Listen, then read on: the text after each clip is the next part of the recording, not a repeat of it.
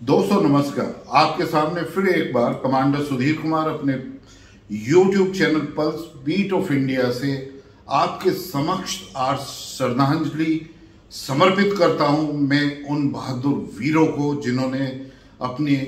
आहुति दी 26/11 मुंबई में जो अटैक हुआ था, जो टेररिस्ट अटैक जिस तरीके से हुआ,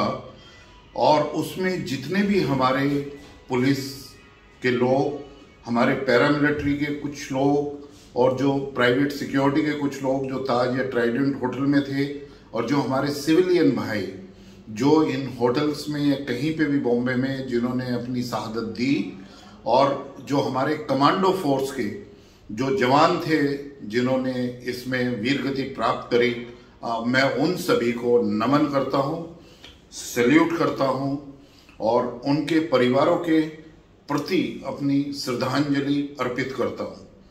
मैं कुछ इसलिए बताना चाहूंगा कि आज एक ऐसा दिन है, हमें उन्हें याद करना है, श्रद्धांजलि देनी है। और मैं याद करता हूं उस एएसआई को, असिस्टेंट सब इंस्पेक्टर तुकाराम को, जिसने बिल्कुल क्लोज रेंज से 48 बुलेट्स अपने शरीर में, उसके शरीर में घुसे, और वो भी बिल्कुल पॉइंट ब्लैंक रेंज से वो शूट करता रहा, लेकिन फिर भी उसने कसाब को नहीं छोड़ा। और यही कारण था कि तुकाराम की वजह से कसाब को हम पकड़ सके और फिर उस पर मुकदमा चला सके और पाकिस्तान को हम पूरे विश्व में एक्सपोज कर पाए। इसके साथ साथ जो हमारे और जो कमांडो भाई या हमारे पुलिसगण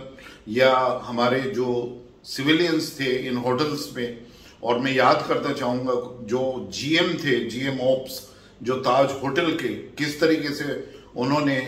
वहाँ पे जो लोग रुक रहे थे उनको रास्ता दिखा रहे थे, उनको बचाने की कोशिश करते हुए किस तरीके से उन्होंने अपनी फैमिली, वाइफ, बच्चों को खोया। और ये बहुत ही दुखद घटना थी, और इससे हमें याद करना है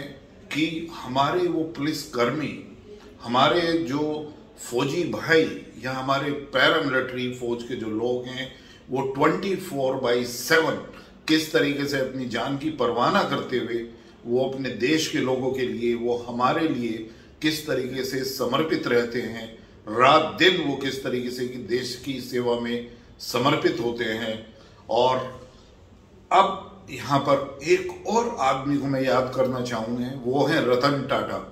रतन टाटा का जो सोशल एक कंट्रीब्यूशन है कि जितनी भी फैमिली, जितने भी लोग जिन्होंने शहादत दी या उनके होटल से जुड़े हुए या बॉम्बे जो 26/11 में जिन्होंने वीरगति प्राप्त करी, उन सभी की फैमिलीज को, उन सभी के बच्चों को जब तक नौकरी नहीं मिलती, जिस तरीके से उन्होंने उनको जो फाइनेंशियल हेल्प करी, जो उनकी मदद करी, बच्चों को आगे पढ़ाया, और उनकी जो लास्ट सैलरी ड्रॉन थी वो किस तरीके से वो आजीवन देते रहे, ये बहुत बड़ा योगदान था। और ऐसे ही लोग, रतन टाटा जैसे लोग भारतवर्ष को चाहिए जिसमें ये एक ममता हो, जिसमें प्यार भरा हो, जो ऐसी जो हमारे वीर जवान जो शहादत देते हैं, जो वीर गति को प्राप्त देश के लिए होते हैं, उनकी फैमिलीज के लिए, उनके बच्चों के लिए कुछ कर पाए। आज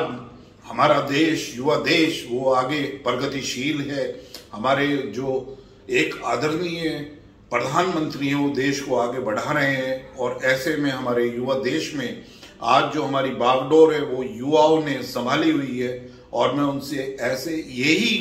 गुजारिश करना चाहूँगा, यही अनुरोध करना चाहूँगा कि वो अपने इन वीर सिपाहियों के लिए, अपने फौजी भाइयों के लिए, अपने पैरामिलिट्री के लोगों के लिए, और ऐसे लोग जो देश के प्रति समर्पित हैं, हमेशा उनके प्रति सहानुभूति नहीं बल्कि उनको किस तरीके से हम मदद कर सकते हैं, किस तरीके से हेल्प कर सकते हैं, और किस तरीके से हम उनके साथ खड़े हो सकते हैं।